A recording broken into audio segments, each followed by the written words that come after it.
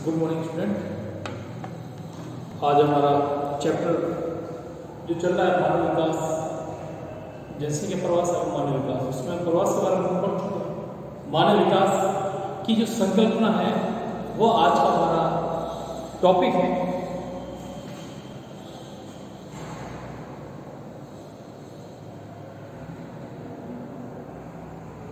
मानव विकास संकल्पना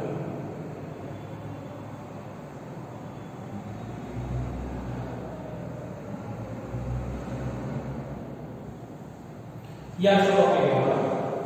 तो सबसे पहली बात आती है कि मानव विकास है क्या। भाई क्या है मानव विकास?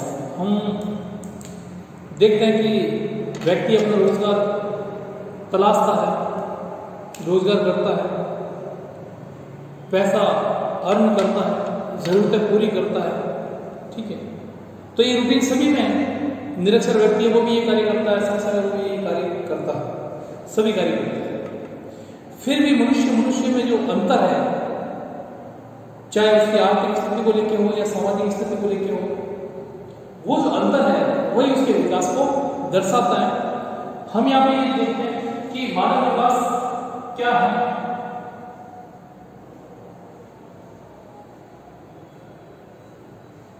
मानव विकास है क्या? तो मानव विकास के लिए कहा गया है कि मनुष्य का सर्वांगीण विकास जो उसके स्वास्थ्य के अनुकूल हो, जो उसके शिक्षा के अनुकूल हो, जो उसकी संस्कृति को डेवलप करे, जो उसमें सभ्य मनुष्य बनने में मदद करे। जब ये चीजें जब वो प्राप्त कर लेता है तो हम उसको विकास की दृष्टि से देखते हैं कि अब मनुष्य का विकास हो चुका है। तो यहां पर हम कहते हैं कि मानव जीवन में सुधार लाना, इसका मुख्य उद्देश्य क्या है?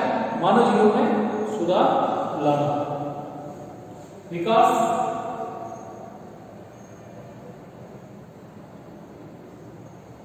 मानव जीवन में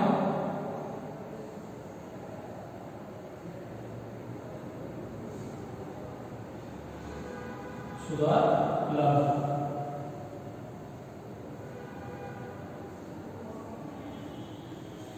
तो मनुष्य का जो जीवन है उसमें किस प्रकार से मूलभूत परिवर्तन लाया जा सकता है। जब वो परिवर्तन आ जाता है, जिस उद्देश्य से उसके जीवन के अंदर उसको संसाधन उपलब्ध करवाए गए हैं, जब वो उद्देश्य को प्राप्त कर लेता है तो यह उसका मानव विकास या हम कह सकते हैं उस व्यक्ति का सर्वांगीण विकास कहलाता है। उसी प्रकार से मानव के जो विकल्प है, यानी उसके विकल्प, उसके विकास के लिए संसाधन, तो कह सकते हैं कि मानव विकल्प में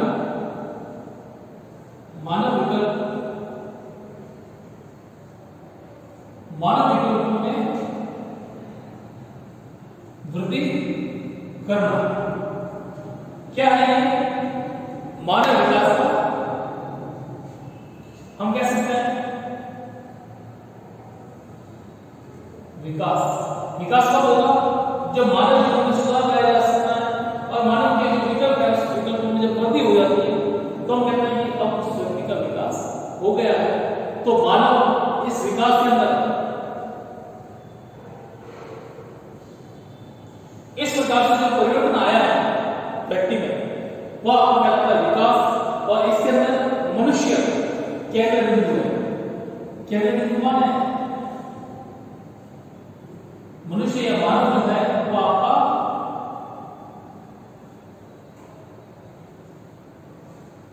केंद्र बिंदु है। मानव मनुष्य वो आपका केंद्र बिंदु है। क्लियर? अब देखिए आप दूसरी बात कि ये जो संकल्पना है ये बहुआयामी संकल्पना है। क्या कैसे संकल्पना है? बहुआयामी है, जो मानव के कल्याण के लिए कार्य करती है। चूंकि मनुष्य का विकास होगा तो जाहिर सी बात है कि विकास संसाधनों की उपलब्ध भी होगा। जब संसाधन अच्छी तरीके से उपलब्ध होंगे उसको, तो वो अपना विकास कर पाएगा। और उस विकास के बाद हम कह सकते हैं कि वो अपना आर्थिक विकास उसके अंदर उसमें इन्वॉल्व करते हैं। आर्थिक विकास को, सामाजिक विकास है, सांस्कृतिक विकास है, मनोवैज्ञानिक विकास है, ये सब एक संकल्पना है जो मानव विकास के अंदर मानी गई है। तो हम इसके लिए लिखते हैं कि ये बहुआयामी संकल्पना है। कैसी है? बहुआयामी।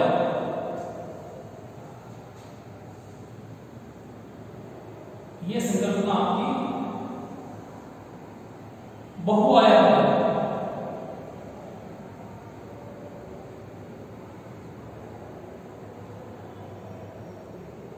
बहुआयामी ये संकल्पना है जो मनुष्य के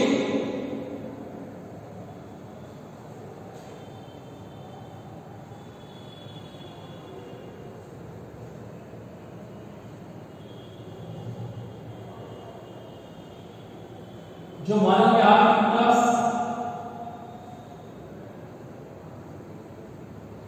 मानव के आर्थिक विकास को, सांस्कृतिक विकास को,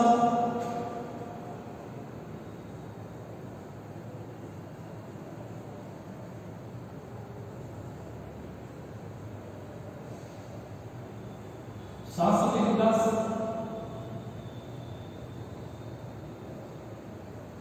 राजनीतिक विकास,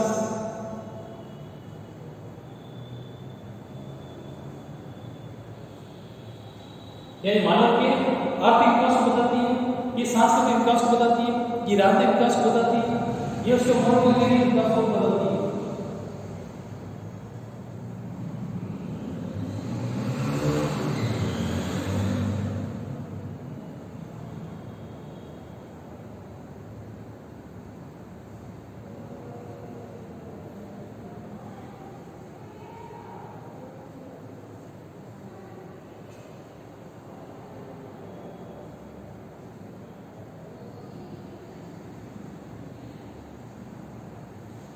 राजनीतिक, मनोवैज्ञानिक, शारीरिक, नैतिक,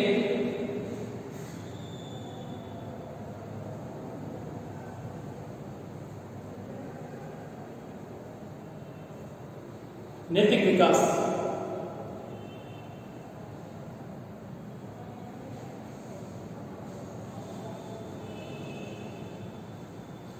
तो इस प्रकार से ये संकल्पना जो है वो बहुआयामी, यानी बहुत सारे क्षेत्रों में, मनुष्य के बहुत सारे फील्ड के अंदर जब उसका विकास होता है तो हम इस नजरिए से उसके विकास को माप सकते हैं कि मानव के आर्थिक विकास को बता रही है, ये उसके सांस्कृतिक विकास को बता रही है, उसके राजनीतिक, उसकी पॉलिटिकल जो हैसियत है उसको बता रही है, तो उसके मनोवैज्ञानिक विकास को बता रही है, उसका मानसिक स्तर कितना बड़ा है, और नैतिक विकास को भी ये बताती है।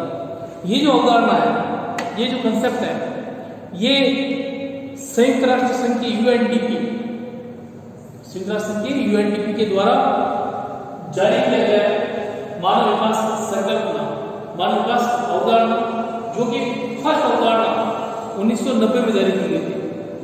फर्स्ट अवधारणा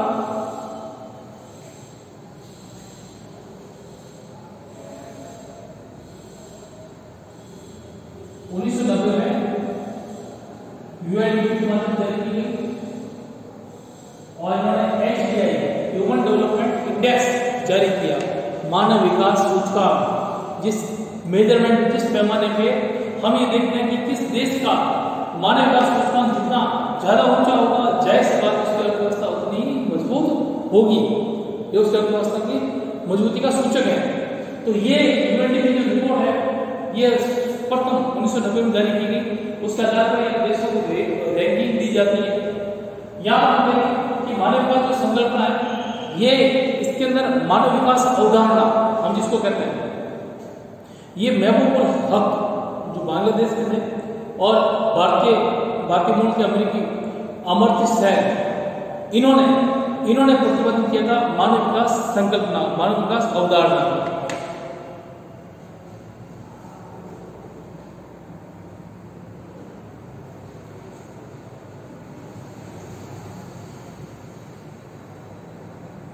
मानव विकास अवधारणा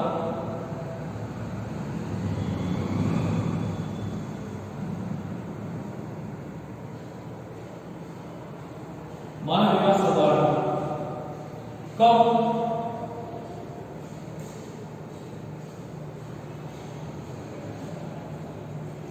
अमर्त्य सेन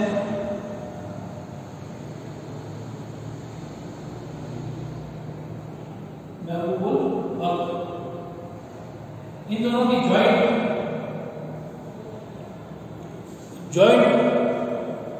जॉइंट से इन्होंने ये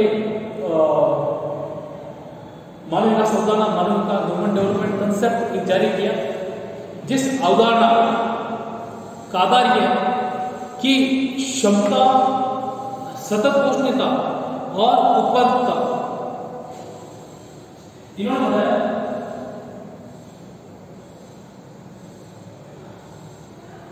क्षमता,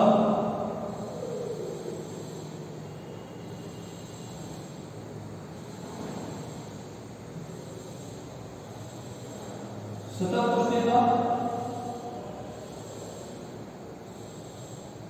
उत्पादकता। ठीक है, क्षमता, सतत पोषणीयता, उत्पादकता या एम्पावरमेंट कह सकते हैं, सशक्तिकरण कह सकते हैं। तो ये सब चीजें अगर जरूरत के हिसाब से व्यक्ति गेन कर लेता है, प्राप्त कर लेता है, तो उसको विकसित या विकासमान कहा जा सकता है। फिर ये जो कंसेप्ट है, इस कंसेप्ट की जो रिपोर्ट है वो 1990 में यूएनडीपी के द्वारा जारी की गई है। फर्स्ट प्रतिवेदन रिपोर्ट जारी की गई है। उस रिपोर्ट के अनुसार हमने रेटिंग दी है और इसमें टोटल 186 देश है। यूएनडीपी की जो अवधारणा है, प्रथम मानव विकास प्रतिवेदन जो है वो 1990 में जारी किया गया। तो देश और संस्थान मंत्री चर्चा कर रहे थे।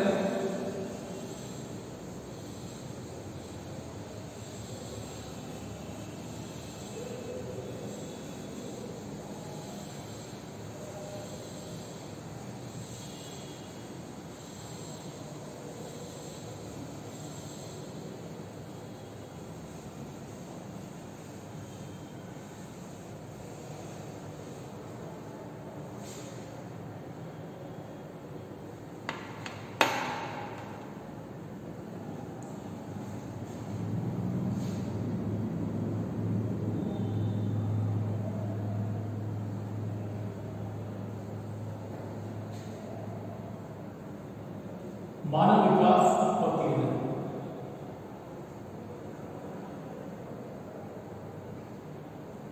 मानव विकास प्रतिवेदन, प्रथम मानव विकास प्रतिवेदन 1990 में जारी किया गया। ठीक है, किसके द्वारा? यूएनडीपी के द्वारा। क्या ये एचडीए इंडेक्स एक सूची है, जिस सूची के तहत ये बताया जाता है कि कौन से राष्ट्र किस सूचकांक से नीचे है, किस सूचकांक से ऊपर है।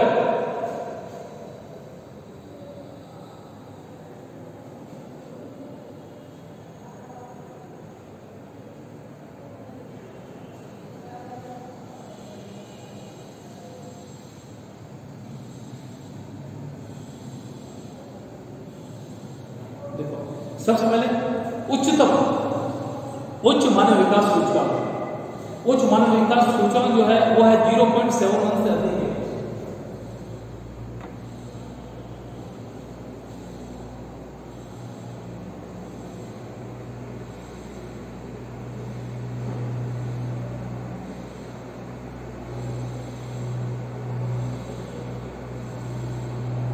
जो आपका 0.71 से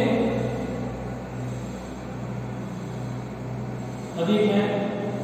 दूसरा आपका मध्यम जो 0.5 से लेके 0.70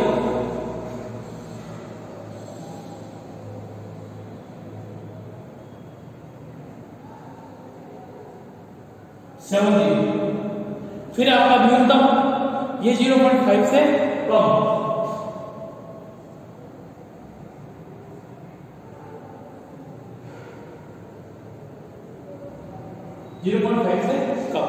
अब बात करते हैं कि ये जो सूचकांक है वो हर एक देश की ग्रोथ, वहां के मानव प्रजाति के विकास को, सतत पोषणीयता, जो हमने यहाँ पॉइंट बताए थे आपको, समता यानी समान संसाधन है सभी को बराबर मिले, और संसाधन जो मिल रहे हैं उनको वो लगातार मिले।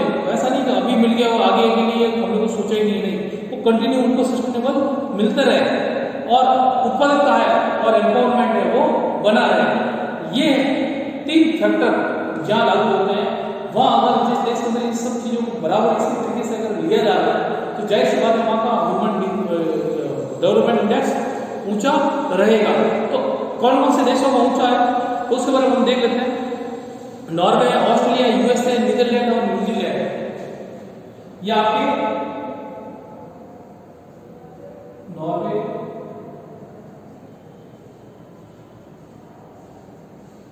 ऑस्ट्रेलिया, यूएसए, नीदरलैंड, न्यूजीलैंड, ये राष्ट्र है जिनका HDI मान ऊंचा है। जहां नॉर्वे की बात करें तो नॉर्वे का 0.96955, नॉर्वे का 0.955, ये सर्वाधिक है, ये अभी तक सर्वाधिक टॉप सबसे ऊंचा नॉर्वे का है। यानी यहाँ का जो लिविंग स्टैंडर्ड है वो उच्चतम हाई क्वालिटी का है। लोगों का रहन सहन है, खान पान है, उसके अलावा उनकी आय है, जो रिसोर्सेज है, जिनका डिस्ट्रीब्यूशन है, रिसोर्सेज की अवेलेबिलिटी है, वे सारी चीजें यहाँ पर अच्छी है, बेटर तरीके से है। इसलिए ये फर्स्ट पोजीशन में है, ठीक है। उसी प्रकार से मध्यम मान वाले जिनका मान 0.5 से लेकर 0.70 तक है, उसके अंदर हम बात करें तो भारत, चीन, पाकिस्तान और बांग्लादेश। भारत, चीन, पाकिस्तान, बांग्लादेश और भूटान।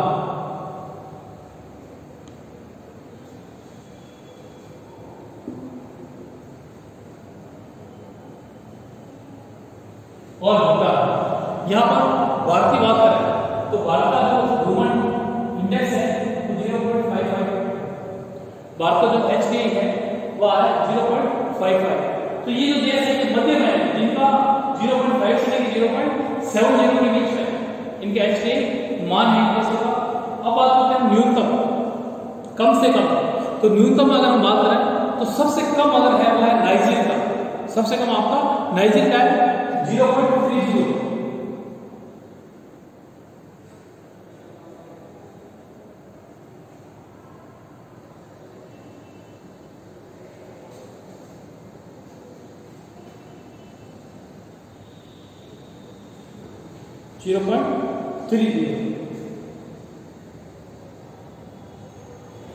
उसके बाद नाइजीरिया 0.5 से कम वाले देशों में चाद, जामीबिया, माली और नेपाल।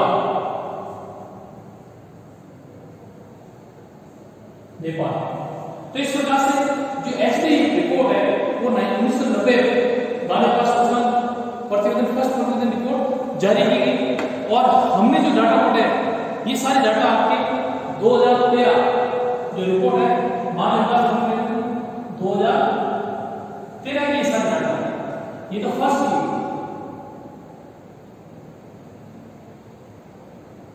रिपोर्ट आपकी 1990 में जारी की गई थी। लेकिन ये जो डाटा है ये सारे डाटा 2013 के 2013 HDI जो रिपोर्ट है उस रिपोर्ट के सारे डाटा। तो उत्तम में 0.71 से अधिक कौन है? नॉर्वे। मध्यम में 0.5 से लेकर 0.70, उसको भारत का 0.55 मध्यम HDI मान वाला देश है। और लोअर बिल्कुल डाउन में न्यूनतम 0.5 से कम है, उसमें है नाइजर जो सबसे नीचे। टोटल 186 देश है, देश कितने हैं यहाँ पे? 186। टोटल 186 देश है, जिन देशों के अंदर हम कह सकते हैं कि HDI जो रिपोर्ट है उनकी जारी की गई है। तो आज के लिए ये आपका चैप्टर कंप्लीट होता है। और नेक्स्ट चैप्टर के साथ हम कल फिर ऑनलाइन क्लासों के अंदर हाजिर होंगे।